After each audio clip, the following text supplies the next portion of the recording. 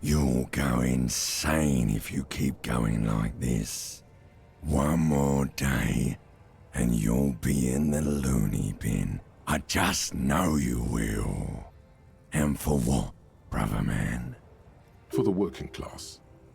For the money, baby. For the greater good. For Revacol. Always and only Revacol. Solving your little crossword puzzles. Doing your tasks. Crossing names off lists.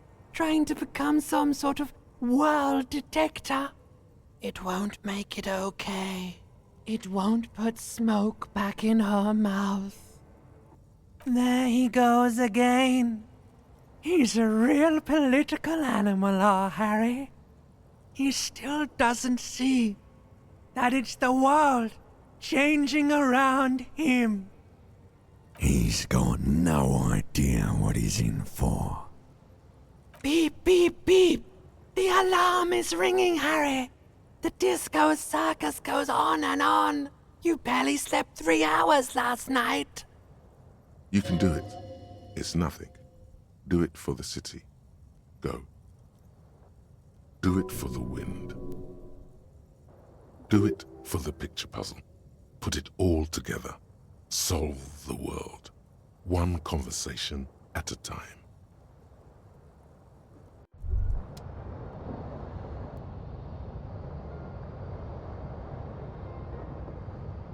Rise and shine, comrade. It's time to get to work. Despite all the thinking you've been doing, only 0.0001% of communism has been built. It's too great a task to undertake alone. You're going to have to get organized. Your level of personal upkeep is irrelevant. All that matters is your commitment to building the World Republic. You must seek out your revolutionary brothers and sisters. Find out how much communism they've built. Then, together, maybe you'll be able to build as much as 0.0002% of communism. But it won't be easy. Decades of persecution by coalition authorities have driven the remaining communists of Martinaise underground. They live underground. These communists aren't men. They're mole people. They're not mole people. They're your comrades in the eternal class struggle. It's your task to find and join them. Possibly, if you have been, it's only because you're a double agent acting in furtherance of your long-term objectives. Listen to this. Do you really think you're the kind of person an underground communist cell would entrust with a mission that requires such discretion? Regardless, what's past is past. You need to look forward to the work of building communism for all. Just between us, you may want to lay off this grind up the bourgeoisie stuff. It's a bit off-putting, even to fellow communists. Let your nose guide you, detective. Yes, fortunately, communists are known to have a very distinct smell. We really have no idea what they're talking about. There's no linkage between ideology and olfaction. Failure. That's why you're perfect for the job. No one's got a better nose for failure than you, Harry. What you're smelling is your own body odor, of course. Nothing a shower and change of clothes couldn't fix. People sometimes complain there are no real communists left in Martinaise, but you can smell their presence. They're out there, waiting for you to join them. Incidentally, during the waning days of the anti-centennial revolution, a number of Revacholian communards constructed elaborate hideouts in abandoned root cellars, hollowed out tree trunks, and even residential sewage tanks.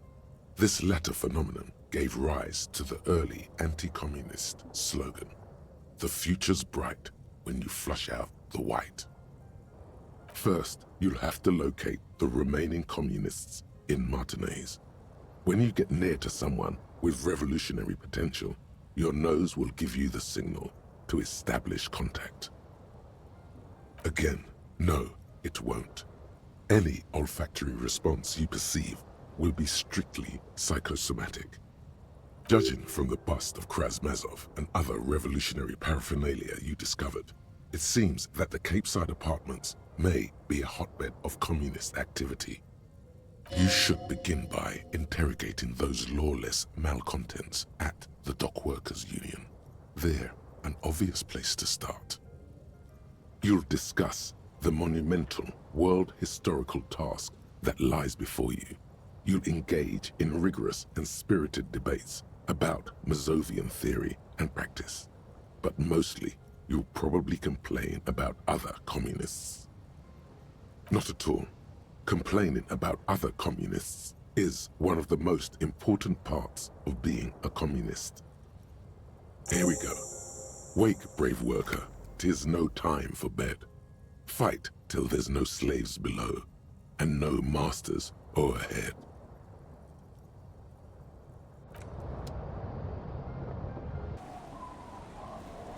Yes? The lieutenant's posture becomes rigid and uncomfortable as you lean forward and sniff the area just above his shoulder blade. The lieutenant is fastidious as a cat in matters of his personal upkeep, and yet, in the folds of his jacket, you can just perceive the stale and acrid traces of oil rags, transmission fluid, and brake pads. Wait. There's something else there. Something that sets your GABA receptors aflutter. The lieutenant's aftershave, a common drugstore brand. Strong hints of pine needle. But what sort of ideological picture do these smells paint? Tough to say. Do you need something, detective? I do like to hang around the motor pool every now and then, but that doesn't make me a mechanic. Sort of like how hanging around the liquor store hasn't made you into a master distiller. My apologies, detective. I couldn't resist. Was there something else you wish to discuss? Yes, of course. Now we're on the right track. It smells like... We're getting crates and pallets calling to mind. Vast stands of winter pines. A swirl of ancient odors absorbed by heavy carpet fibers. But also a pervasive, treacly sweetness that somehow reminds you of cola nuts. The whole place could probably use a good deep cleaning, you think. The lieutenant gives you a sharp, sideways look. Meanwhile, Everard Clare clatters away on his typewriter, willfully indifferent to your presence. Mr. Dubois, a pleasure as always. Mr. Dubois, really? Do I look like a man who has time for underground communists? I'm as above ground as it gets. That's a non sequitur, if you've ever heard one. Sure thing, Harry. We're all business now. The answer is still no. I'm a busy man, as you can see. I don't block off time on my schedule for underground types. That note of contempt in his voice is sincere, sire. If you haven't spoken with my man Magnani yet, I'd suggest you start there. He's more in touch with what's happening at the ground level, so to speak. That's all you're going to get out of him, it appears. Now, was there anything else you wish to discuss today? Hola, Wandering Man. How can I help you?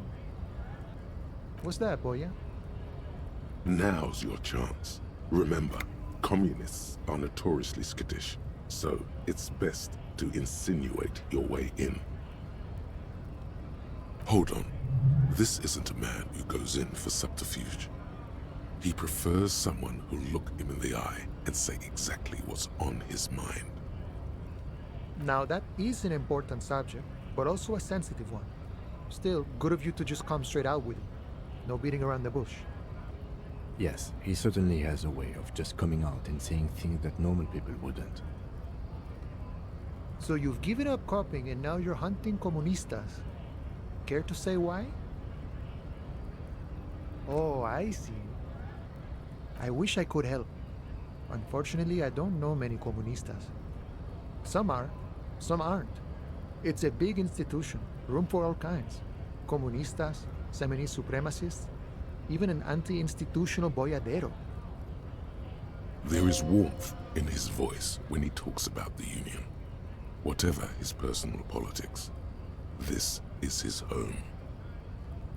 All right, so if he isn't personally a communist, he's definitely hanging out with them. Ah, but you know, I did meet a genuine ideologo a few months ago. Perhaps he's your guy. You know, a guy with a theory. Someone who likes to pit his theory against other theories in deadly theory combat. It was late one night as I was leaving the arbor. He was waiting on the corner in a bright white jacket, classic Sarameritian style. He asked me for a light. We shared cigarettes. Then he asked me if I ever thought about getting into some of the extra physical branches of communism. I don't think so, Boya. I took it to mean he was asking me to join some sort of underground cell. A very old school organizing technique, the sort of thing comunistas used to do before the revolution. The same thing I always tell people who try to press some claim on me. I said, every boyadero rides alone. I couldn't tell you. Once I declined his offer, we finished our cigarettes and he disappeared back into the night. Just before he melted into the shadows, he turned to me and said, "Remember Dobrava and Abadanais." Wow, this one's a deep cut. Ulia Debrova and Jean Abadanais, popularly known as the Revolutionary Lovers, served as dual commissars of revolution on the Insulindian front during the anti-centennial revolution. Their forbidden love, as well as their disappearance during the final collapse of the Revacholian Commune, only contributed to their mystique. Their remains were discovered on a beach in Ozon in 1935. Subsequent forensic analysis suggested suicide by poison. And then he was gone. So they were lovers, eh? Makes sense. He seemed like a romantic, in his way. He's not the only one, it seems. Been wondering about that myself. Some comunista inside talk could be. Not meant for the wider public. They love that kind of thing. You'd have to ask someone who knows this ideologo personally. I have to say, though, it sounds like you found yourselves a proper hunt. The man whispers a jaunty tune. A coastal breeze ruffles his hair.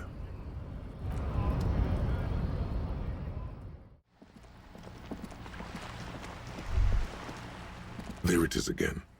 There's a spectral scent haunting this pair, no doubt.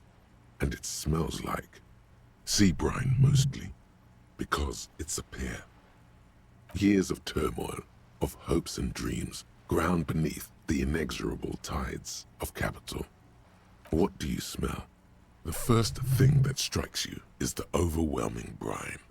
You imagine yourself underwater, a 100-legged arthropod scuttling along the murky silt at the bottom of the sea. But then the unmistakable reek of seagull shit hits you, buoyed along on the air currents, an acrid melody atop moldering cords of wood rot and heavy fuel oil. Everything in order, detective? You're smelling for... You know what? I just leave you to it. Carry on, detective. The lieutenant lacks your highly developed politico-olfactory cortex. The smell is undeniable, and it's coming from that balcony up there. Certainement. A precocious communist youth, a symbol of a kinder, more hopeful future. Now's your chance to establish contact with your revolutionary brothers and sisters. A chance to establish contact with the future. What a beautiful, terrible thought. Hello again, officers. Have you come to admire my mural? And what do you know about politics? The girl erupts in a cackle that seems like it should belong to a much older woman. Oh, that's very nice. The little piggy wants to make sausages. Out of what? His little piggy friends? So the little piggy is a big bad communist now. Sure, I know someone who'd love to talk the ideological stuff. You're looking for Steban, a right communist who runs a mega cool and very secret meeting. He might. No. The lieutenant let slip a sigh that seems to suggest this turn was utterly predictable. Keep your money. What I want from you's better than gold. Don't look so deflated. Whatever she asks, you keep your chin up. A wicked grin extends across her face. A laughing skull. Death hilarious. This is gonna be bad. Oink for me, piggy. Just once.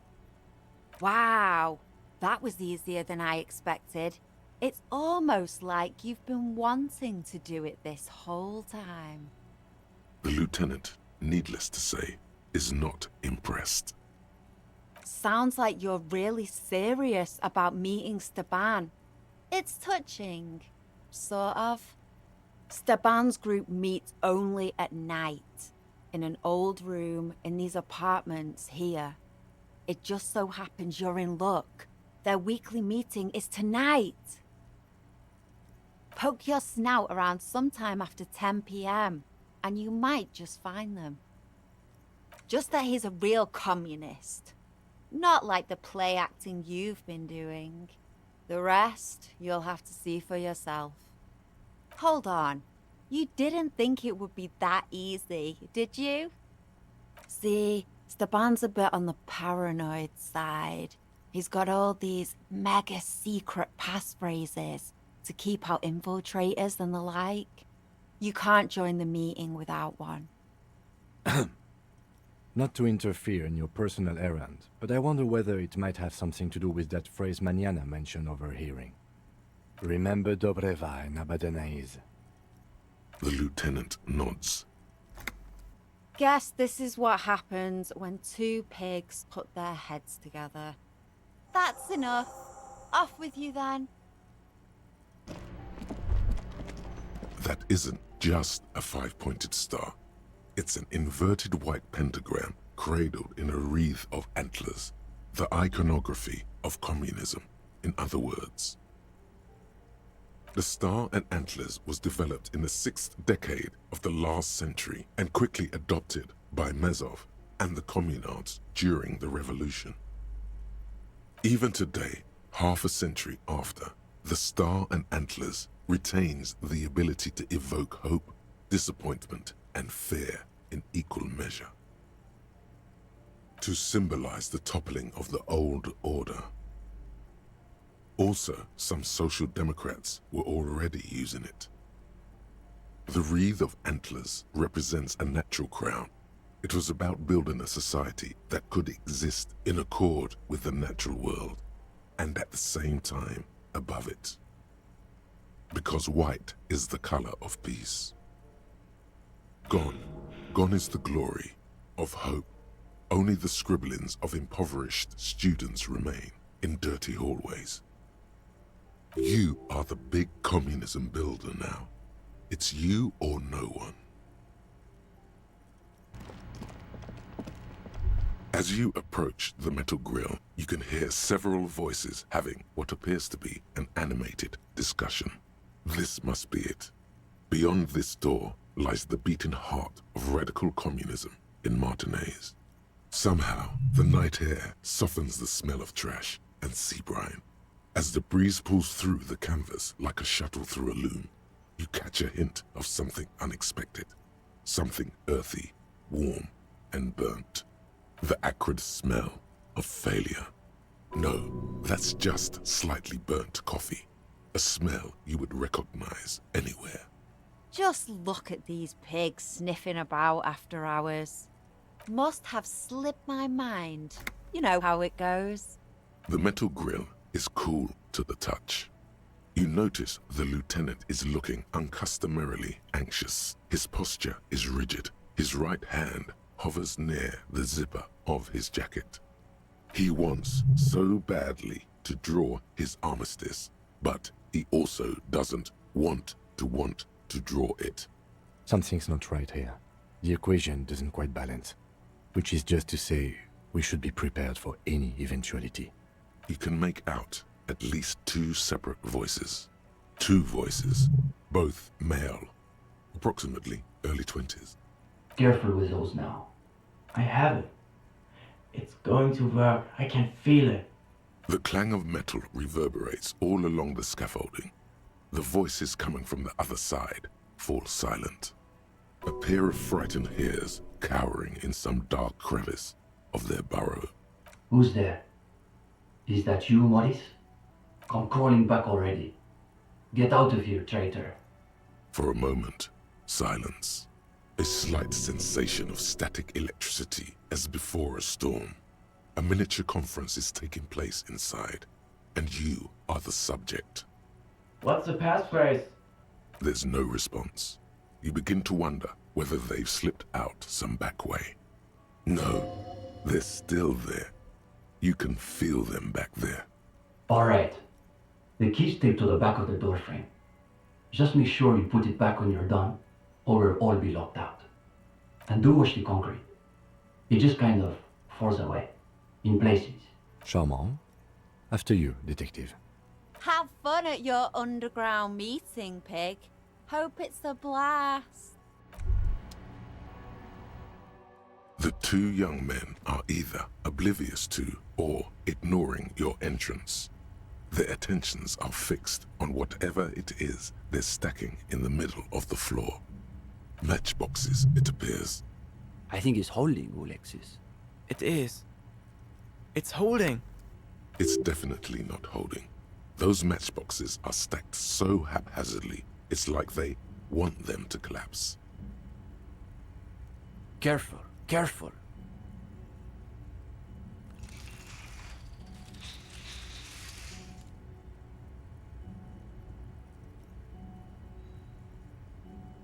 Damn, hardly any difference. You two, you are late. They should know the meeting starts at 10 p.m. sharp.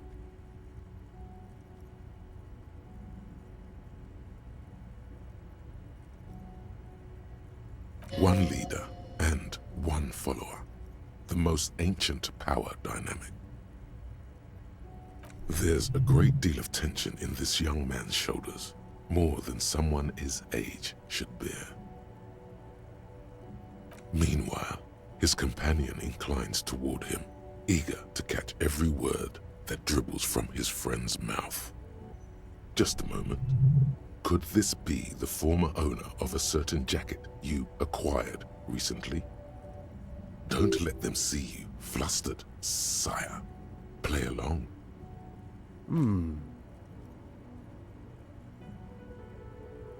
He's taken your measure, like an ideological boxer stepping into the ring. This must be the theory combat the Boyadero warned you about. On guard. We all have to take precautions, especially during these delicate times. What matters is that you've made it, and that you've done the reading. Well, this is getting awkward. I'm not sure what you're expecting to find here then. There's profound consternation in his voice. You suspect it's about something bigger than your not having done the reading. Maybe they can explain themselves. In the most generous sense, I would say we're cultivating revolutionary consciousness. Yes, that's probably the best way to describe it. But more specifically, we are running a reading group. The most rigorous and theoretically advanced materialist reading group in Martinaise. Comrade Steban is a great discussion leader. One of the best at the university. It's obvious they take this group of theirs extremely seriously. Whatever you do, don't compare it to a common book club. Yawn. Can you imagine anything duller than a bunch of Beano-clads yanking each other's knobs? That's our whole thing. The world is so shallow, all noise and repetition. We're interested in genuinely radical critique. Precisely. We are not interested in senseless parroting. We like to read critically.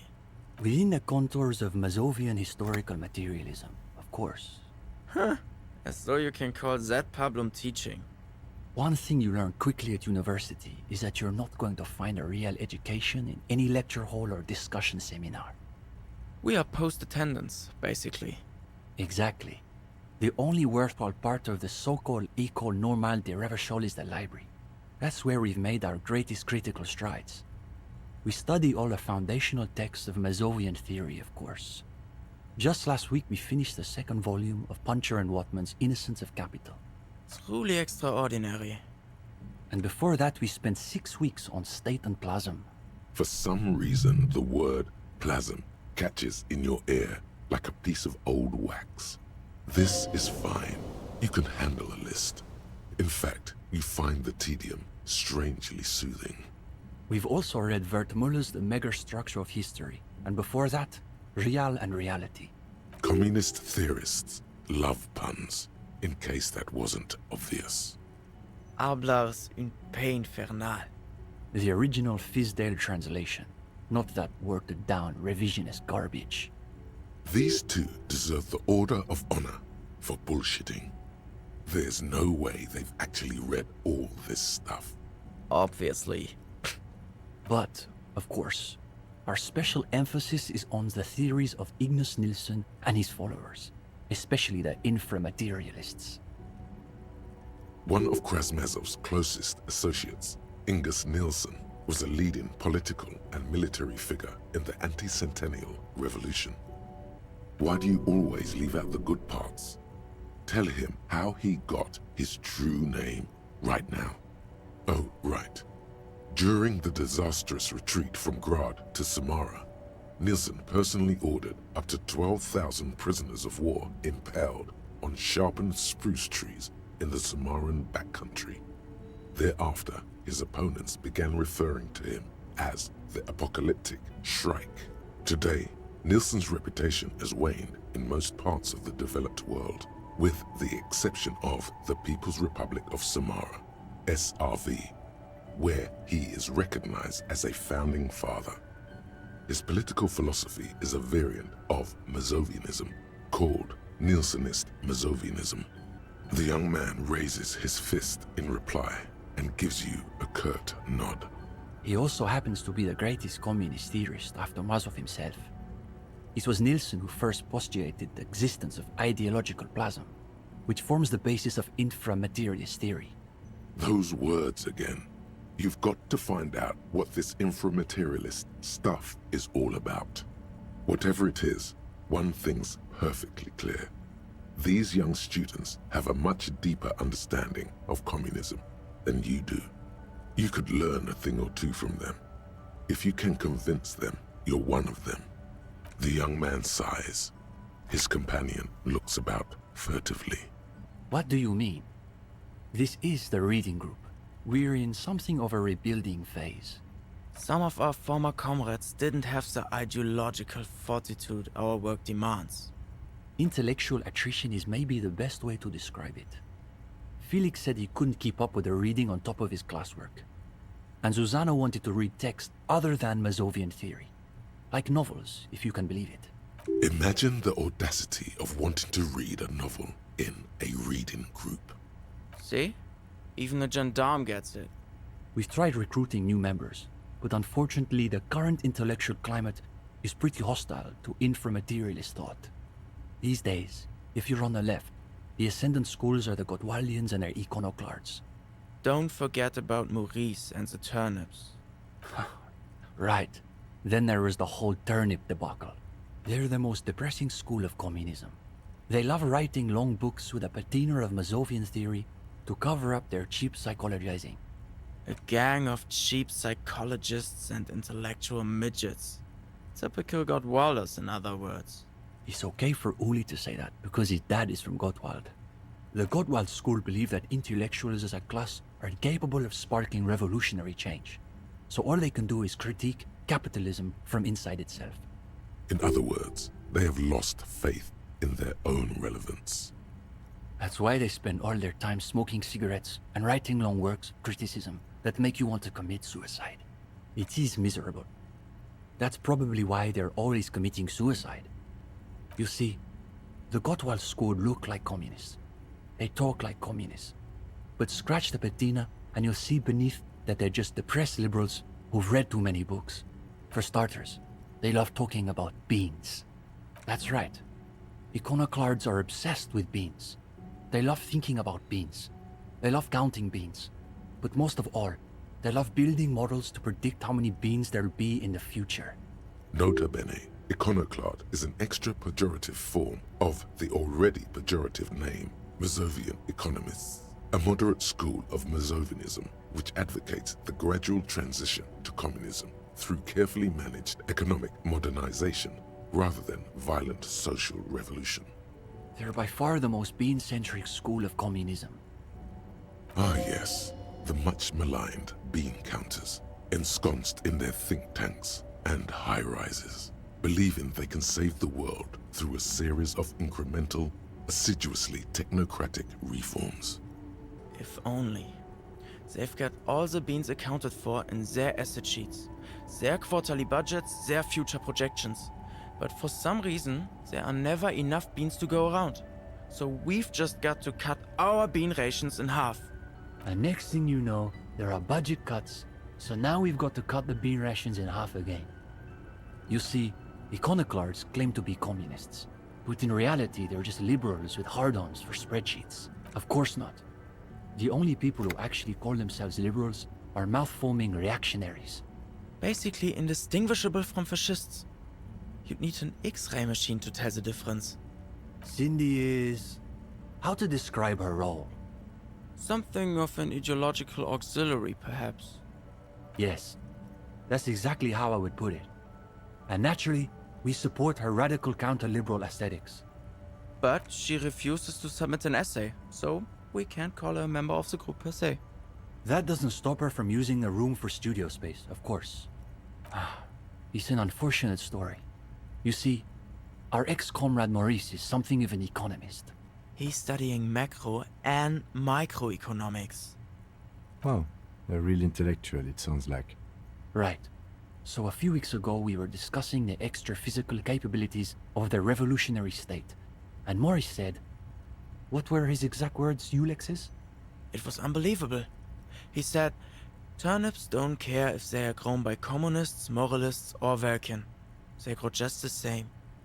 Basically, he was rejecting the whole foundation of inframaterialist theory. What is this inframaterialist business they keep blathering about? You've never heard of anything like it. Susanna said that he has been hanging out with some non-communists lately. For us, the question boiled down to, if you don't even accept the basic ideas of Nielsen and inframaterialist theory, why are you in the reading group? Of course you do. It's pretty basic stuff. Well, it wasn't so much that he was expelled. He just quit coming. We haven't seen him around for weeks. Go ahead. Lynching? No. We're not an operational cell. We think of ourselves as more of an intellectual vanguard. To be clear, communism is not an official suspect in this investigation, because it's not a person, you see. Seems unlikely, from a strictly inframaterialist perspective. Comrade Ulix is right. The amount of plasm required to strike down an ideological enemy outright is enormous. We're talking second-level effects, at a minimum. Or even third. What are these levels they're talking about? This doesn't sound like any communism you've encountered before. In any case, it's not like the SRV has established a party line on the subject of lynchings in Martinez. Though historically speaking, the SRV has supported direct action against right-wing paramilitary squads, especially when they are doing the Indo-tribes' dirty work. Good point. So as a provisional matter, I can say we support it. It's not that the boundary between sarcasm and sincerity is porous with these two. It's that they actually seem to overlap, as though one is meant to conceal the other. It's always that way. Beneath the crust of irony, there's a molten sincerity that threatens to erupt forth. You may witness it yet. No, we're an independent organization. We acknowledge and respect the Union's efforts, but our interests are more theoretical than Mr. Clare's. He speaks the truth. That's easy. Crime is simply the inevitable expression of the injustice and incoherence embedded within capitalism itself. Delivered with the smug assurance of a schoolboy reciting a maxim he's committed to memory. It's a symptom, in other words, not a cause. His companion can barely suppress a yawn. No, unfortunately, the communards were hunted down and killed nearly to a man. All that's left of them are bones and old rifles. His companion's eyes widen as you hold up the ancient weapon. He's practically itching to stick that thing in someone's face and pull the trigger. Yes, like that one. I wonder how many of these are still lying around in cellars or sealed up behind the masonry. Can I hold it? It's heavier than I was expecting. The attitude of a priest bearing one of the holy relics of his faith. Though it is long out of service, its power is evident to him. When he's finished, he returns the rifle to you with a nod of appreciation. The young man frowns at the little pile of boxes on the floor. Nothing, just messing around until the meeting started. They're watching those matchboxes awfully intently for two guys who are just messing around. It's almost as though they were trying to create the most unstable structure they could, with predictable results. We typically only accept new members once per semester. There's this whole process with essays and presentations on assigned topics. But given that we have some extra seating at the moment, I guess we could be convinced to expedite an application or two. Stepan, you can't be serious. For these gendarmes? I am serious. As materialists, we've got to adapt to conditions as they are. Besides, he'll still need to pass the interview portion of the entrance process. Assuming he's even still interested, that is. Remember, where most people go wrong is in thinking they have to hide what they don't know. Another thing, these young men have the most exquisitely tuned insecurity receptors you've ever witnessed. Now, chin up. You've got this. Oh, you want to start now? Sure, we can manage that. You've caught him off balance. The momentum is already in your favor. Go ahead and take a seat. Since we haven't had time to prepare an exhaustive questionnaire, I think we can keep this interview more freeform. Why don't you tell us a bit about the books you're interested in, and we'll just see where the conversation goes. Okay, we'll bite. What sort of stories are we talking about? A real-life procedural, complete with gory details. How about a tale of adventure, intrigue, and daring-do? You've got our attention. Let's see where this goes. Yes, I'm rather curious myself. You've got them. They're starting to loosen up. You're relaxed and in control. You deftly weave every piece of the story together. Even the lieutenant seems engrossed, despite your revealing details of an RCM investigation. Okay, but when you say he spoke to you, you mean metaphorically, right? The work he did on the autopsy was quite good, I can confirm. So have you figured out his real identity? Another quarter of an hour disappears. The conversation bounces back and forth. Whatever their pretensions, it's clear these two have been craving something real. Now you can sense things starting to slow down. Time to wrap this tale up. But I'm still not sure how communism could have killed him. There has to be some other element to it. We don't have the full story yet. I suppose we'll have to leave it there. But listen, gendarme. We could use someone with your breadth of expertise. With just a little more theoretical background, I think you'll be able to make some real contributions. Yes, I would say he's got serious potential at least. And with that, welcome to the most ideologically advanced materialist reading group in Martinez. Here's your first assignment. It's an overview of inframaterialist theory. A little basic, as you'll see, but one has to start somewhere. Come back when you're done. We'll be here pretty much every night after 10 p.m. Do be sure to take your time with the reading. We'll be eager to hear your thoughts. The cover of this pocket-sized volume features a swirl of orange, yellow, and green. The title, A Brief Look at Inframaterialism, is set in an authoritative yet approachable serif font. What an interesting color palette. It's vibrant, yet somehow leaves you ever so slightly nauseated. On the inside jacket flap, you find a brief summary. What is inframaterialism? A highly theoretical branch of Mazovian communism? A collection of mystical ramblings by a discredited revolutionary? Or possibly both? This brief look, TM, introduces readers to one of this century's most fascinating and misunderstood theories in a concise, jargon-free manner. You turn to the table of contents. The guide itself is divided into several sections with seemingly esoteric titles like Effects of Plasm on Root Vegetables and Mental Projection and Transference. There's also a brief introduction about the life of Ignace Nielsen, known to his numerous admirers as the evangelist of the revolution, and to his even more numerous enemies as the apocalyptic Shrike. Ignace Nielsen remains one of the most controversial and fascinating figures to emerge in the years of the anti-centennial revolution, second only to Karamazov himself. During his unparalleled life, he helped guide a revolution in one country and found a new state in another.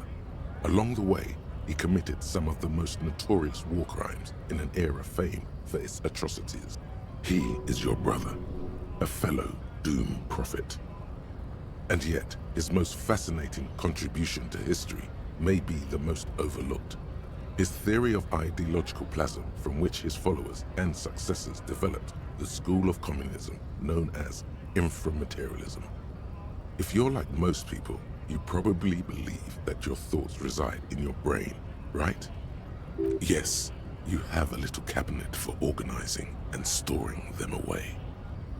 That's not right at all. Thoughts don't exist in the brain.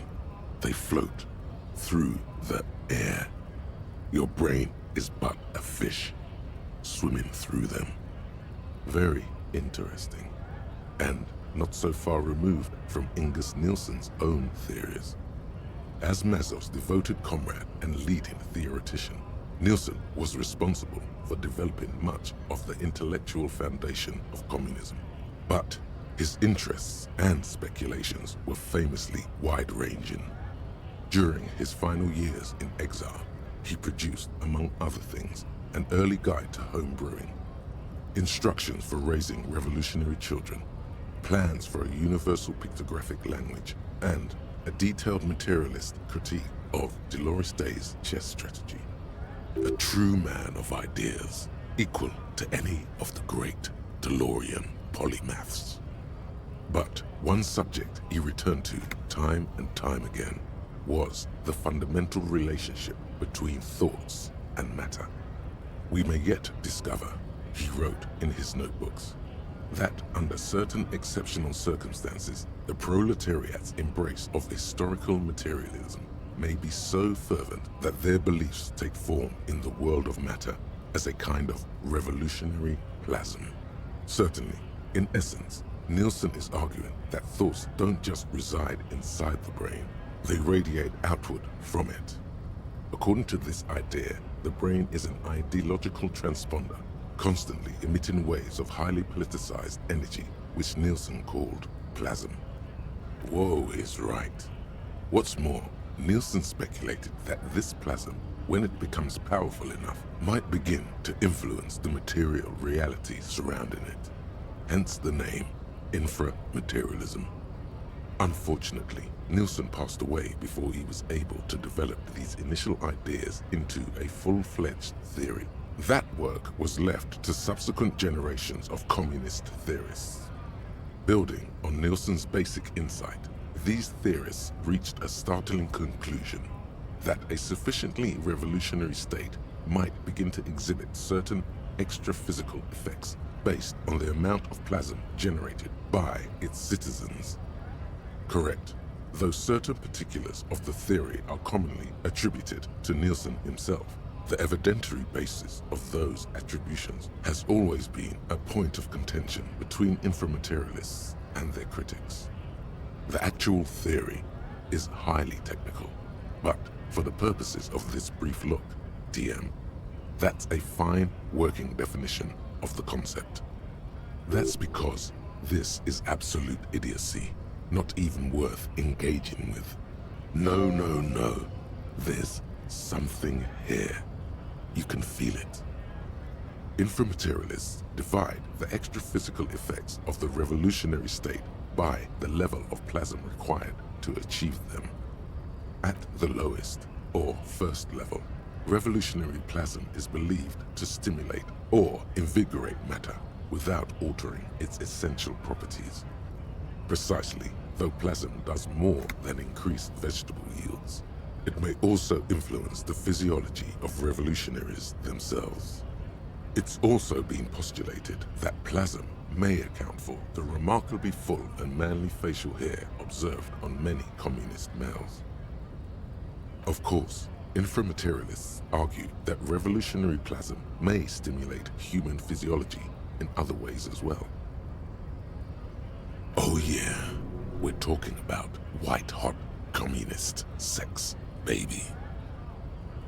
That's correct. Reports from the revolutionary period claim that the most radically devoted communards were able to engage in vigorous intercourse for up to 8 hours at a time. 8 hours, huh? Seems doable. Your machinery could go the distance if called upon. Stop. Banish the thought. This isn't what you came for.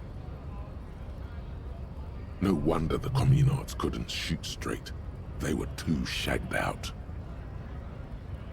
Hyperproductive vegetables and ultra-horny communards are fine, but this theory hasn't quite gotten strange enough for you. And on that note, you feel like you've gotten the general idea of inframaterialism, enough to carry on a basic conversation at least.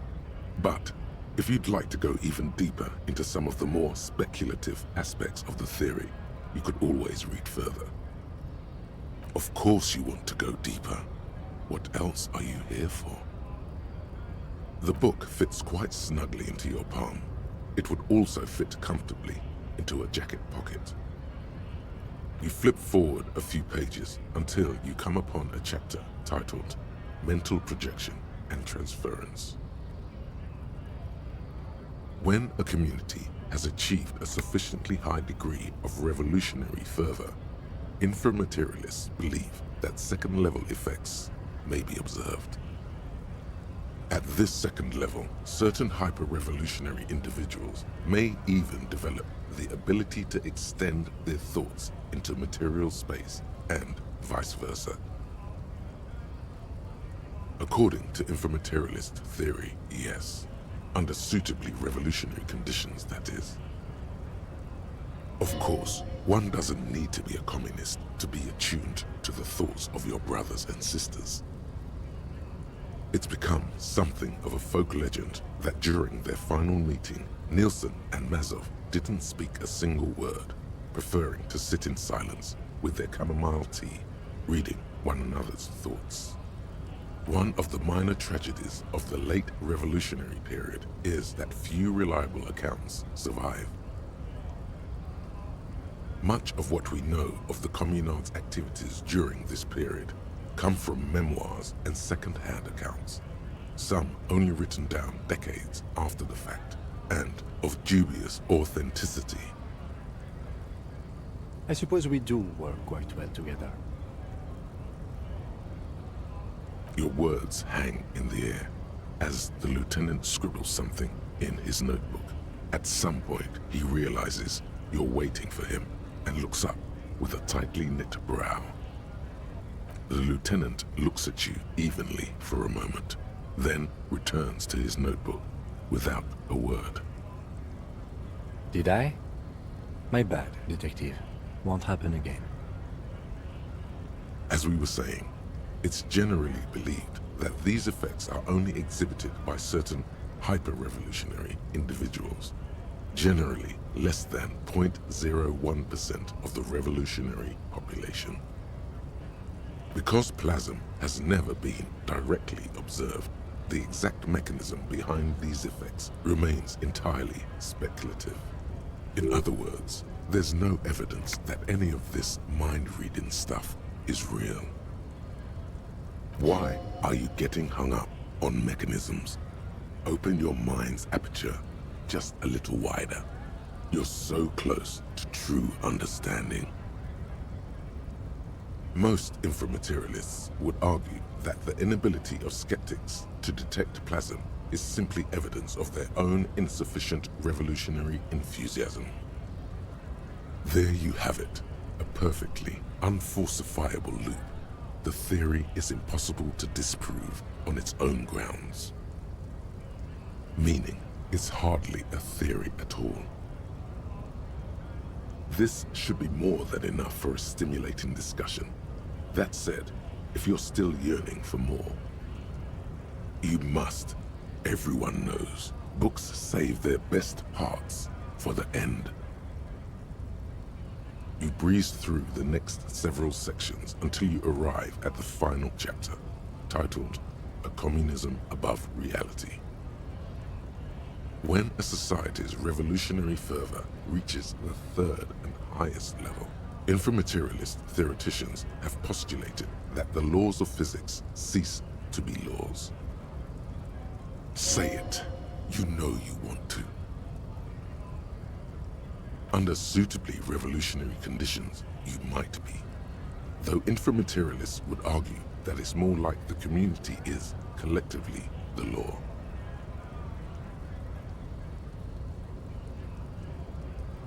At last, a book gives you the respect and validation you're entitled to. Of course, it's impossible to say what exactly happens under these conditions. No known society has ever achieved the levels of revolutionary enthusiasm the theory seems to require. Some inframaterialists have even argued that it might require more plasm than humanity alone may be capable of producing. In the SRV, there have been attempts to organize certain species of aquatic mammals, as well as a few of the higher corvids. But as of this writing, only human beings have demonstrated the intellectual capacity for revolutionary communism. There are numerous stories from Samara involving bandits or fascist mercenaries being levitated by farmers from the most ideologically advanced communes. Of course, few of these incidents have ever been rigorously investigated or substantiated. The form of these stories also recalls several well-known Samoran folk tales, in particular the one commonly known as Clever Oleg and the Flying Magistrate. Among known attempts to channel third-level capabilities, the most well-documented is the curious case of Coalition warship Debutante. It concerns an interesting series of events that took place during the invasion of Revachol. As Coalition forces made landfall, a cadre of Nielsen's most fervent acolytes attempted to compress a Coalition aerostatic with their collective will. According to Communard law, these acolytes positioned themselves at the top of a redoubt just over the bay of Revachol. From that vantage, they proceeded to visualize pinching Coalition warship Debutante between their fingers, a gesture believed to assist in the extra-physical materialization of their thoughts. There's no evidence the Communards were equipped with finger pistols, though it's unlikely they would have decisively altered the outcome. The acolytes, along with the redoubt, were vaporized in an artillery strike before the process could be completed. Picture the lot of them, all standing with their fingers in the air 1 minute, the next reduced to a bloody mist. It's been said, though, that in the weeks following the battle, the captain of the debutante noted an increase in incidents of crewmen striking their heads on unexpectedly low bulkheads.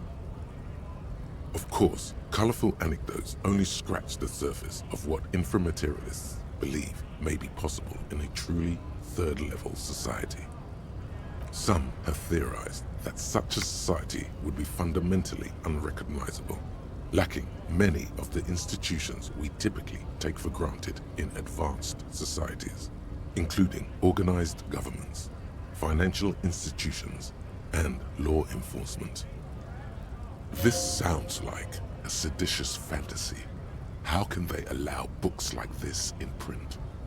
Others have argued that people living under third-level conditions will be immune to such infirmities as hunger, disease, and mental illness.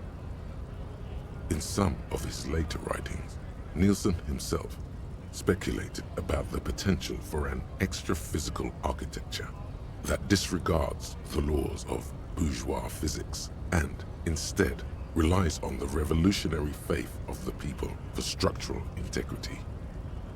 Precisely, Nielsen observed that the financial system operates on the same principle of faith, so why not an architectural system?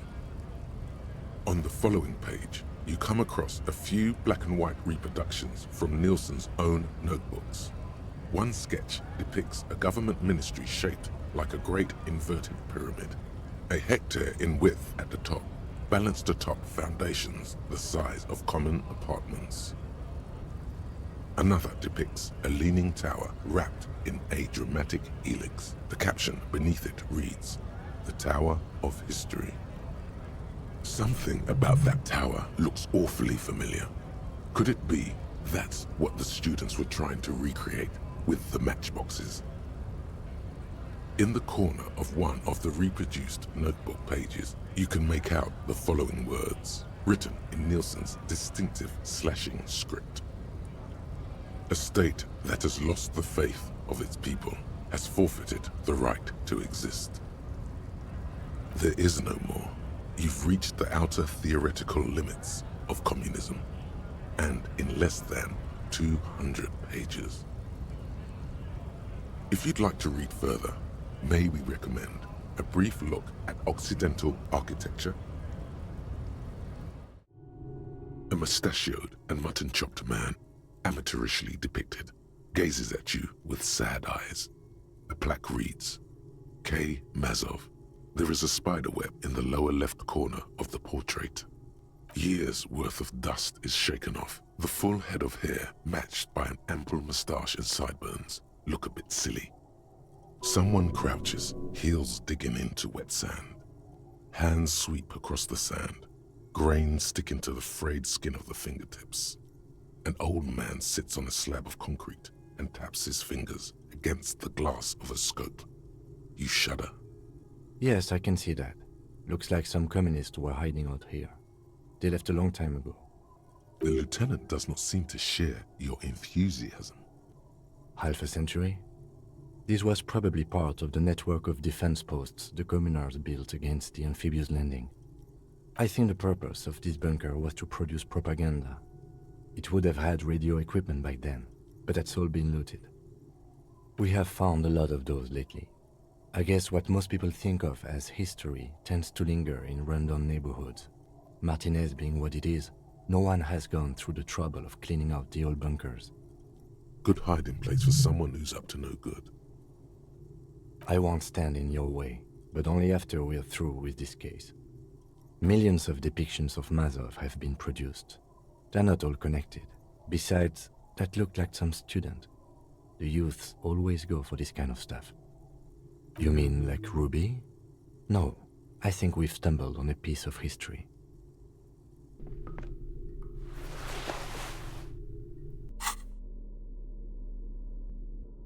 This hat is so soft, so warm.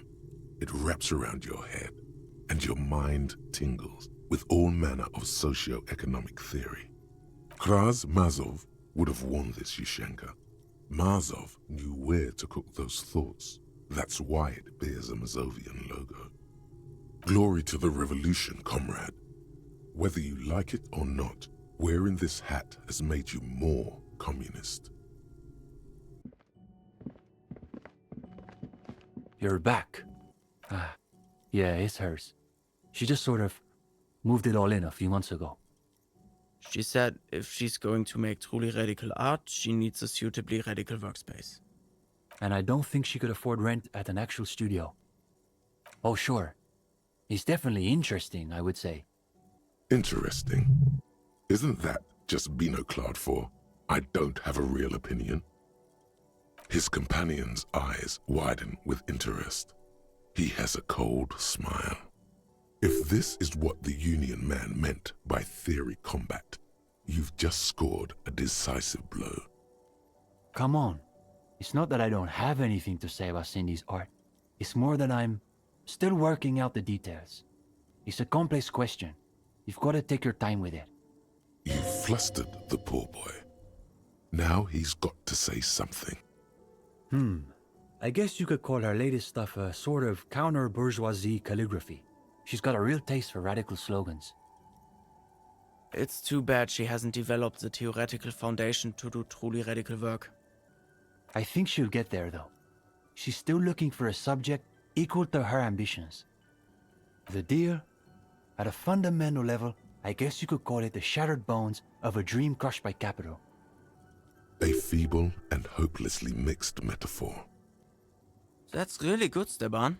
You should save that for an essay. Thanks, Uli. When the idea is sound, the words just sort of flow. Yes, now keep developing the idea. That could be. It would explain some of the more ornate detailing. But we're speaking in world historical terms here. What his place represents, not what it merely was. His friend yawns, evidently bored by literal reality. Go ahead. Yes, let's get right to it. His companion leans forward, ready to jump in. They're impressed that you dove right into the most advanced parts of the theory. Half an hour evaporates and the conversation is still wending its way toward new and unexpected places. A cool breeze coming off the bay wraps itself around the Capeside apartments, in a nearly forgotten part of that glorified construction site, surrounded by rusted pieces of scaffolding and walls of faded tarpaulin. A detective of the RCM debates the intricacies of an abstruse theory with a pair of university students. But if it's true that this individual possesses so much capital that light literally bends around him, then that must mean... In Innocence of Capital, Puncher and Wortman argue that communists must possess as little capital as possible in order to keep their thinking undiluted by its influence. You've accrued a modest account balance over the last few days, but probably not enough to warp your thinking too much. Again, he was just a regular high net worth individual. There was nothing extra physical about him. Now the breeze has subsided. All is still except for the last bits of steam rising from the coffee pot.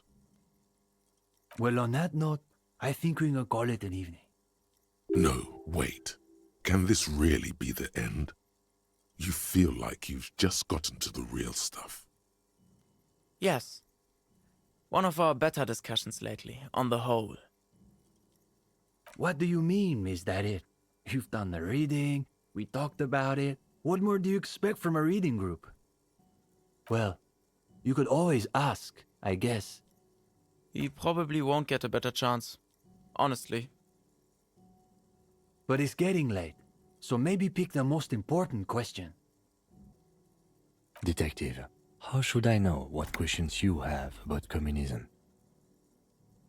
Come on. We have things to do in the morning. The question you mean to ask is both very complicated and incredibly simple. Take a deep breath. Best to go one piece at a time. The young man waits patiently for you to finish. Yes? Say it. The young man considers your words for a minute. You're witnessing his ironic armor melt before you. This is his true self you're seeing now. He's thinking about someone. Hard to say, someone dear to him. Trek his gaze. He's looking out past the broken wall, toward the opposite side of the bay. They rise like electric obelisks in the night. The theorist Puncher and Watman, not inframaterialists, but theorists nonetheless, say that communism is a secular version of Pericanassian theology, that it replaces faith in the divine with faith in humanity's future. I have to say, I've never entirely understood what they mean, but I think maybe the answer is in there, somewhere. Only in this very specific sense. Communism doesn't dangle any promises of eternal bliss or reward. The only promise it offers is that the future can be better than the past, if we're willing to work and fight and die for it. Then you don't believe in the historic role of the proletariat, which also means you reject the basis of historical materialism. It means you are not a communist, in other words. Something else. I guess you could say we believe it because it's impossible. It's our way of saying we refuse to accept that the world has to remain. Like this. Yes, in fact. My mom's. She works in La Delta. In one of those skyscrapers. But it's not like you think. She's a cleaning lady. But how did you... Oh, never mind. I guess I'm easier to read than I thought. We all have to make sacrifices for the future. Maybe that's what I was trying to get at earlier. You made him self-conscious now. He's practically paralyzed. Steban, it's getting pretty late. You're right. We should clean this up and get going. Of course, the matchboxes. You'd very nearly forgotten to ask about them. Now may be your last chance. So you really did read all the way to the end. Yeah. Uli and I were trying to see whether there was enough plasm between the two of us to hold up a few matchboxes. Saying it out loud makes him realize how foolish it sounds.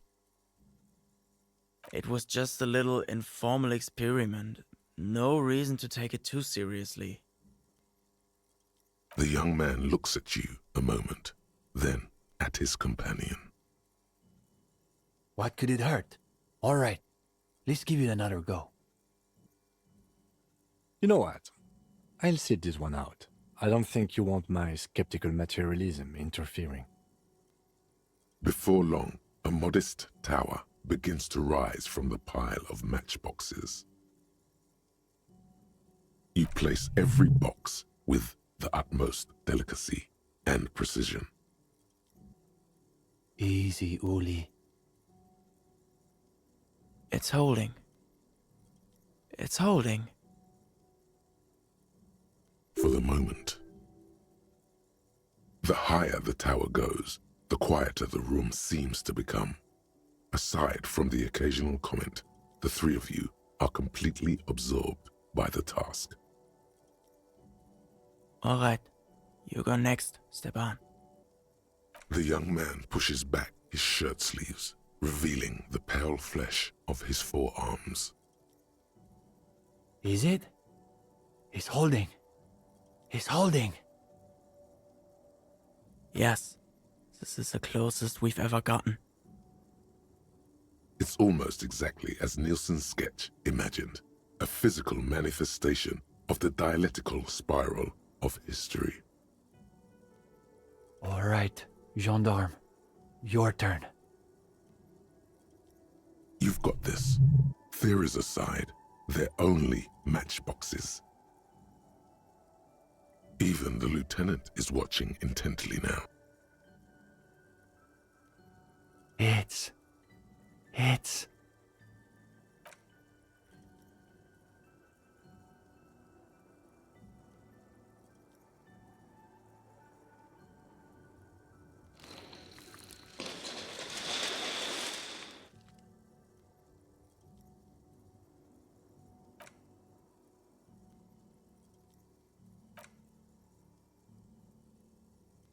Don't apologize.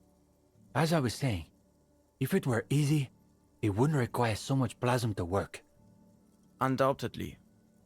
Alternatively, it could be that our own ideological fervor is still insufficient. Yes, the problem is almost certainly your lack of commitment, and not, say, gravity. Harder to believe, but still possible.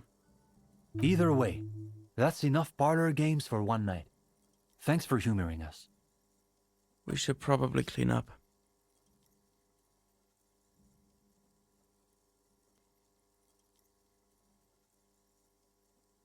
Well, I think we're probably finished here, Detective. Wait a minute, if you don't mind. We wanted to get your opinion on something. A few little changes we've been thinking about. Nothing too major, I think. We were talking potentially about relaxing some parts of our admissions process. That's interesting. I thought people loved group interviews. I thought so too, but perhaps we overdid it, just a little. There was another thing. We were also debating putting up some posters around town. Though some of us maintain that advertising is an unacceptably bourgeois tactic. That's what makes it so beautiful. The irony is unbeatable. As a noted art cop, you definitely have an opinion on this. Glad to hear it. I was thinking we might be able to get Cindy to design the posters. I guess no one could accuse Cindy of having a bourgeois aesthetic. Plus, I've got the perfect place in mind. Put some more coffee on, Uli. We've got a long night ahead of us. We should probably get Cindy in here too. Oh, and Gendarme, one last thing. About that question you asked earlier. It reminded me of a certain poem that you might appreciate. Ah, so he has read something besides his books of abstruse theory. It was written by a young communard who was killed on the barricades during the Coalition landings. The story goes that he wrote it on the last night of his life, keeping watch from the barricades in the middle of the night. I don't have the whole thing committed to memory, but there's a line in it I think about sometimes. In dark times, should the stars also go out? Anyway, good night to you.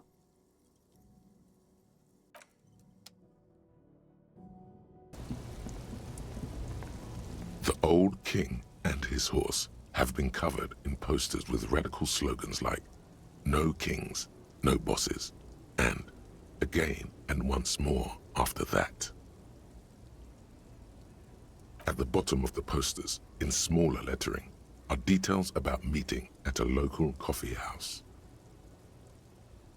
Looks like the students took your advice to heart, Detective.